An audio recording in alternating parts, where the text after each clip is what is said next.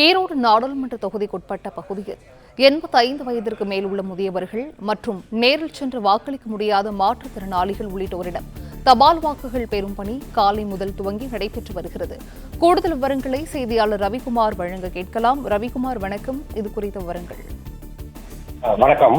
ஈரோடு பாராளுமன்ற தொகுதிக்கு உட்பட்ட பகுதியில் 85 வயதிற்கு மேல் உள்ள முதியவர்கள் மற்றும் நேரில் சென்று வாக்களிக்க முடியாத மாற்றுத்திறனாளிகள் ஆகியோருக்கான தபால் வாக்குகள் பெறும் பணியானது காலை முதல் துவங்கி நடைபெற்று வருகிறது. ஈரோடு பாராளுமன்ற தொகுதிக்கு உட்பட்ட ஈரோடு கிழக்கு, ஈரோடு மேற்கு, மொடக்குறிச்சி, திருப்பூர் மாவட்டம் காங்கயம், தாராபுரம், நாமக்கல் மாவட்டம் குமராபாளையம் ஆகிய 6 சட்டமன்ற தொகுதிகள் அடங்கும்.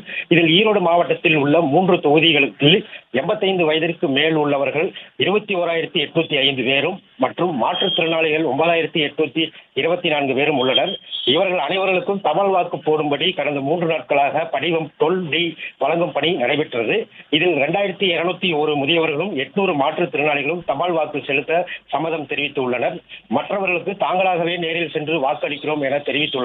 விருப்பம் தெரிவித்த 3,001 பேரின் தபால் வாக்குகளை நேரில் சென்று பெறும் பணியானது இன்று காலை அந்தந்த தொகுதி மண்டல அலுவலர்கள் மூலமாக காலை 7 மணி முதல் தொடங்கி நடைபெற்று வருகிறது.